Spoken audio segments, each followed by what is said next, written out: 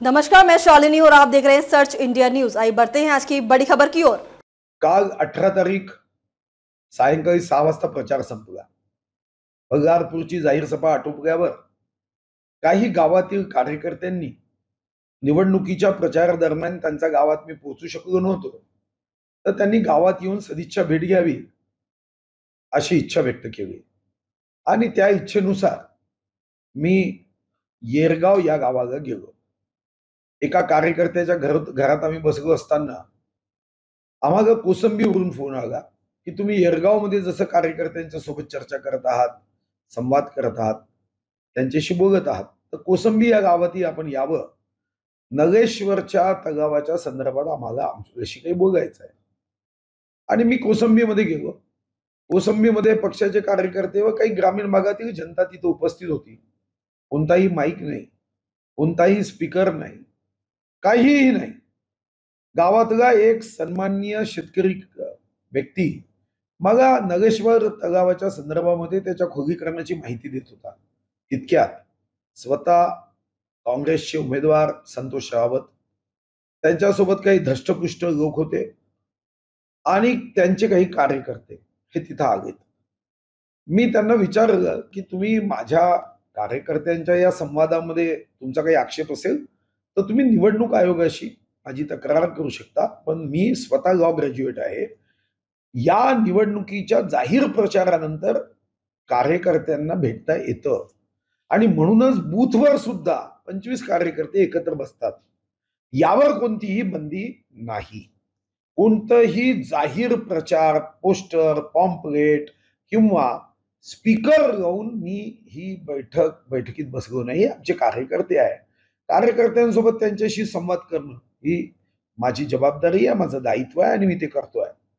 तर ते तिथून हटायला तयार नव्हते।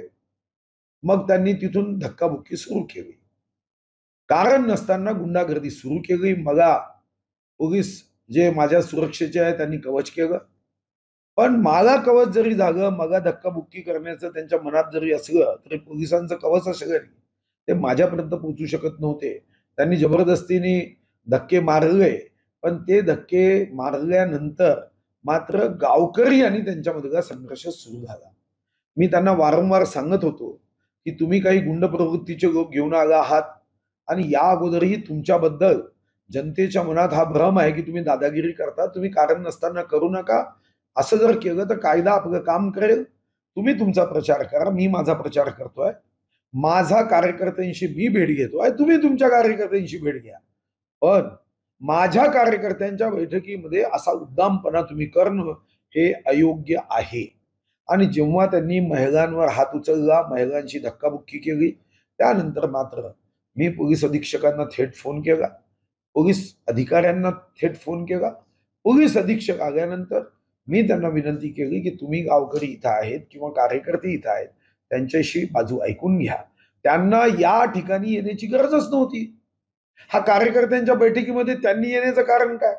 आणि दुसरा मुद्दा, जर तुम्हाला संशयास्पद काही वाटलंच तर तुम्ही धक्काबुक्की न करता तुम्ही निवडणूक आयोगाला तक्रार करू शकला असता। मी त्यांना हे आग्रहाने सांगितलं, पण काँग्रेसचा उद्दामपणा, काँग्रेसचा अहंकार हा वाढलाय। काँग्रेसला असं वाटतं की आम्ही काही करू, नरेटिव्ह सेट करू, खोटं बोलू, दादागिरी करू, आम्हाला लोकांनी निवडून दिलं पाहिजे।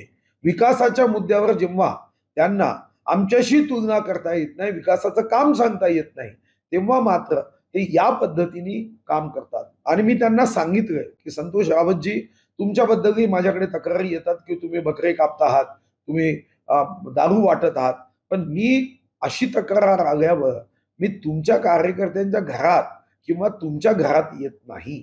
मी पोलीस स्टेशनला सांगतो की अशी अशी तक्रार आहे, तपासून बघा। तुम्हालाही जर वाटलं तर तुम्ही पोलीस स्टेशनमध्ये रिपोर्ट द्यायला हवा। तुम्ही जागेवर येण्याचं काहीही दूरपर्यंत कारण नाही। आणि ही दडपशाही, हा आतंकवाद हा कधीही कार्यकर्ता सहन करणार नाही, जनताही सहन करणार नाही।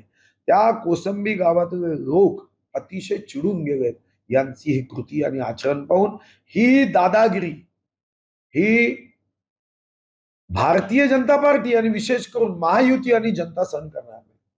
खबरों में अब तक के लिए बस इतना ही। फिर होगी आपसे मुलाकात, तब तक के लिए नमस्कार और देखते रहिए सर्च इंडिया न्यूज। ऐसे ही लेटेस्ट अपडेट पाने के लिए हमारे चैनल को सब्सक्राइब करें और तुरंत नोटिफिकेशन पाने के लिए बेल आइकन प्रेस करना ना भूलें। यदि आप हमें फेसबुक या इंस्टाग्राम के माध्यम से देख रहे हैं तो हमारे पेज को फॉलो जरूर करें। धन्यवाद।